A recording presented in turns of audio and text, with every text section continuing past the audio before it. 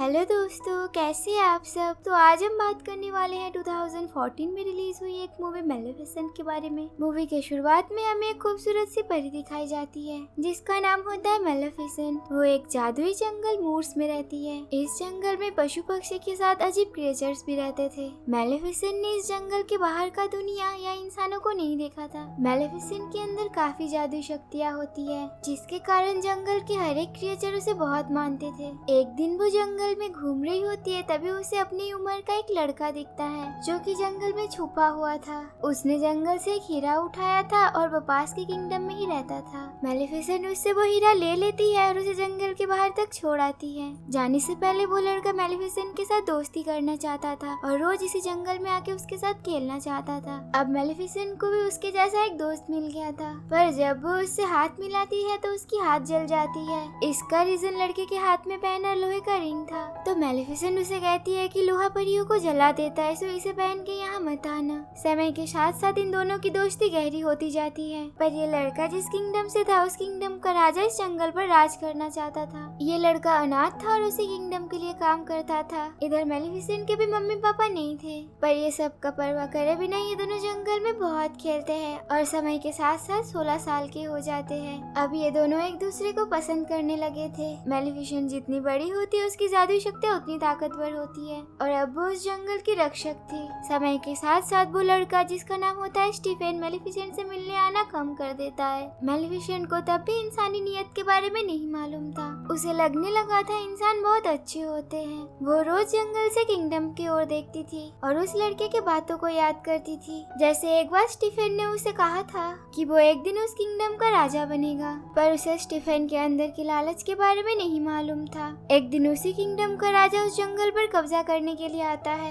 मेलेफिसेंट उस राजा को वहाँ से जाने के लिए कहती है, पर वो राजा अपने सेना को उसे मारने का आदेश देता है। वो जंगल जादुई होने के कारण उसके अंदर से अजीबोगरीब क्रिएचर्स आते हैं जिसके आगे इंसान नहीं जीत सकते। तो वो लोग युद्धार के किंगडम में वापस चले जाते हैं, पर राजा का लालच उस जंगल से आज भी नहीं जाता। वो काफी बूढ़ा हो जाता है तो अपने कुछ होनहार सिपाहियों को बुलाता है और कहता है कि उसे उस जादुई जंगल पर राज करना है, क्योंकि वो जंगल खजानों से भरा हुआ है और उसे इस किंगडम के लिए भी एक होनहार राजा चाहिए। वो उन्हें और कहते हैं कि उस जंगल का रक्षक मेलेफिसेंट को जो भी मारेगा या उसके पंख लाके उसके सामने देंगे, उसकी शादी वो अपने बेटी से करवा देंगे और इस साम्राज्य का राजा घोषित कर देंगे। तो इस काम के लिए स्टीफन आगे आता है। वो एक लालची इंसान था, उसे मेलेफिसेंट का कोई भी परवाह नहीं था। वो वापस से जंगल में जाता है मेलेफिसेंट से मिलने। जब मेलेफिसेंट उसे सवाल पूछते है तुम इतने सालों तक कहाँ थे, तो वो उसे कहता है कि मैं बिजी हो गया था, मुझे माफ कर देना। वो स्टीफन से प्यार करती थी तो उसके सारी बातों पर यकीन भी करती थी। उसी चीज का फायदा उठा के स्टीफन एक ड्रिंक में बेहोशी का दवाई मिला के उसे पिला देता है। जैसे ही मेलेफिसेंट बेहोश हो जाती है, स्टीफन एक चाकू उठा के उसे मारने जाता है, पर वो ऐसा नहीं कर पाता। तो वो उसके दोनों पंख काट के अपने साथ ले जाता है, क्योंकि उन परों में भी काफी जादुई शक्ति थी।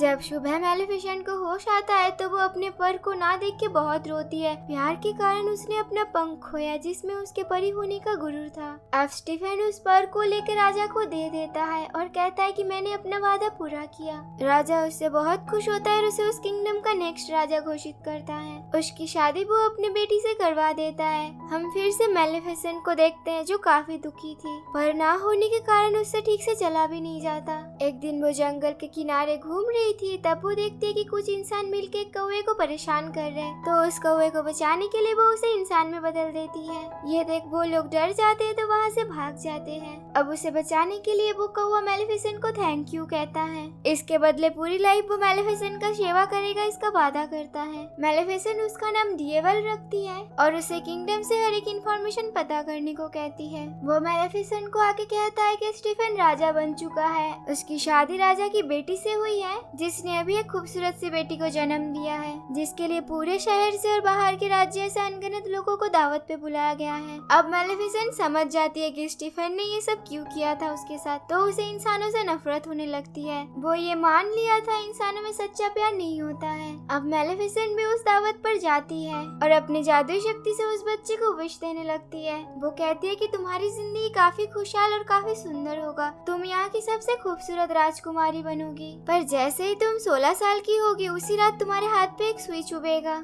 जिससे तुम एक गहरी नींद में चली जाओगी, उसके बाद कभी नहीं उठोगी। अब ये बात सुन के राजा मेलेफिसेंट के सामने माफी मांगने लगता है और कहता है कि उसके बेटी से ये कर्ज वापस कर ले। अब स्टीफन की बातों को सुन के वो इस कर्ज को हटाने का एकमात्र समाधान देती है। वो कहती है कि अगर तुम्हारे बेटी को उसके 16th बर्थडे पर उसका सच्चा प्यार मिल गया तो वो इस कर्ज से फ्री हो जाएगी। स्टीफन को मेलेफिसेंट का पावर पता था तो वो इस बात से परेशान हो जाता है। वो अपने बच्ची की देखभाल के लिए दिन परियों को बुलाता है और उन्हें कहता है कि मेरी बच्ची को इस किंगडम से और मेलेफिसेंट के नजर से काफी दूर ले जाओ। किसी को इसके बारे में खबर तक नहीं होनी चाहिए जब तक ये 16 साल की ना हो जाए, वरना उसे ये कर्ज लग जाएगी। अब मेलेफिसेंट के जंगल पर हमला करने के लिए वो कुछ सिपाहियों को भेजता है, पर मेलेफिसेंट ने पहले से उस जंगल को चारों ओर से प्रोटेक्ट करके रखा था तो वो लोग जंगल के अंदर नहीं जा पाते। इधर उस राजकुमारी को लेके वो 3 परियां एक घने जंगल में जाती है। राजकुमारी का नाम होता है अरोरा। अब राजकुमारी को उसके फैमिली और कर्ज के बारे में कुछ भी ना पता चले, इसके लिए वो तीनों परियां अपनी रूप बदल लेती है और एक नॉर्मल इंसान जैसे लाइफ स्पेंड करती है। मेलेफिसेंट को भी ये सब के बारे में पता होता है। वो हर रोज उस जंगल में जाती है और उस बच्चे को डराने की कोशिश करती है, पर वो बच्ची उससे नहीं डरती, उल्टा उसे देख बहुत खुश होती थी।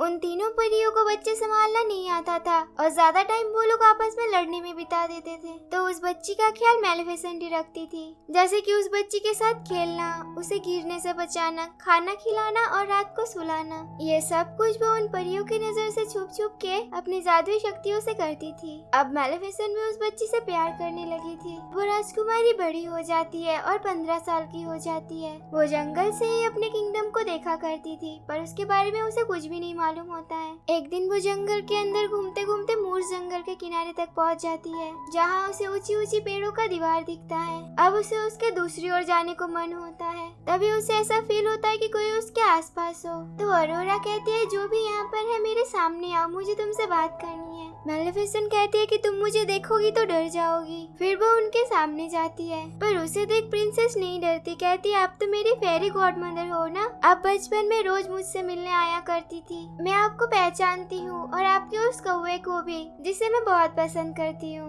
ये सुन मेलेफिसेंट काफी खुश होती है मनी मन और उसे अपने साथ अपने जादुई जंगल में ले जाती है। वो दोनों एक साथ काफी टाइम स्पेंड करते हैं और रात को वो उसे सुला के उसके घर पर छोड़ आती है, जैसे कि ये सब कुछ राजकुमारी अपने सपने में देख रही हो। मेलेफिसेंट को मनी मन लगने लगता है कि उसने गुस्से में आके एक नादान बच्ची पे कर्ज दे दी है, तो वो उस कर्ज को वापस लेने की कोशिश करती है, पर उस कर्ज को उसने बहुत ज्यादा नफरत और पावर के साथ दिया था, जिसे अब वो वापस नहीं ले सकती है। और इस कर्ज को भी पूरा होने में कुछ ही टाइम बाकी था, जिसके कारण मेलेफिसेंट भी परेशान रहने लगती है। इसके बाद एक दिन अरोरा एंड मेलेफिसेंट जंगल में घूम रहे होते हैं, तो वो मेलेफिसेंट से पूछती है कि आपके पर कहाँ गए, क्योंकि सभी परियों के तो पंख होते हैं, फिर आपके क्यों नहीं। मेलेफिसेंट उसे कहते हैं, मेरे पास भी बहुत खूबसूरत पंख था, पर एक इंसान ने मुझसे वो धोखे से ले गया। मेलेफिसेंट को अपने पंखों से बहुत प्यार होता है, तो वो उसे याद करके ऑलमोस्ट रोने वाली होती है। तभी प्रिंसेस उसका हाथ पकड़ के कहती है, मैं आपके साथ हमेशा रहूंगी। कल मेरा 16th बर्थडे है,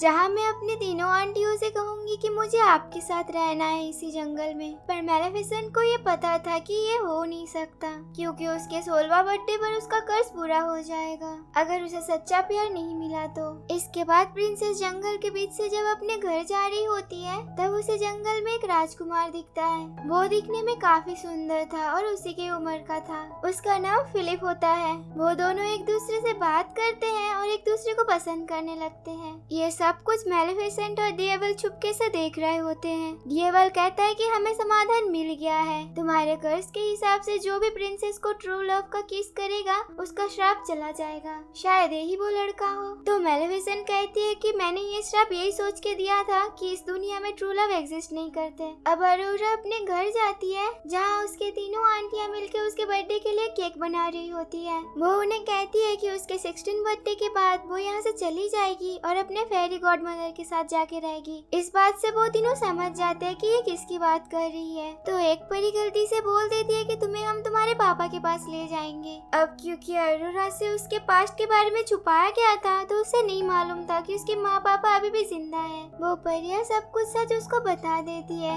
अब राजकुमारी समझ जाती है कि ये लोग कौन सी इविल परी की बात कर रही है। वो उसी का गॉड मदर मेलेफिसेंट है। वो तुरंत मेलेफिसेंट के पास जाके इस बारे में कहती है, तो मेलेफिसेंट भी उसे कहते हैं कि हाँ, मैंने ही तुम्हें श्राप दिया है, मैं तुम्हारी कोई भी फेरी गॉड मदर नहीं हूँ, मैं एक शैतान हूँ। अब राजकुमारी वहाँ से रोते हुए चली जाती है। इसके बाद किंगडम में जाके अपने पिता से मिलती है। वो उन्हें देख बहुत खुश होती है, पर उसका पिता उल्टा नाराज होता है क्योंकि उन्होंने उन तीनों परियों को कहा था राजकुमारी के 16वां बर्थडे के एक दिन बाद ही उसको यहाँ लाना है, पर ये लोग बर्थडे से एक दिन पहले ही उसे यहाँ ले आए जिससे कि कर्ज पूरा हो जाएगा। अब स्टीफन अपने आदमियों से कहता है कि वो लोग अरोरा को एक रूम में बंद कर दे जहाँ उसे एक दिन के लिए कोई भी नहीं मिल सकते, पर उस कर्ज को नहीं रोका जा सकता। जैसे ही प्रिंसेस अरोरा का 16 बर्थडे आता है, वो उस कर्ज के असर से खुद ही उस रूम से छूट जाती है। फिर वो उसी सीक्रेट रूम की ओर जाती है जहाँ पर उसके पिता ने सारे विल्स को छुपा के रखा था और सारे नुकीले चीजों को भी।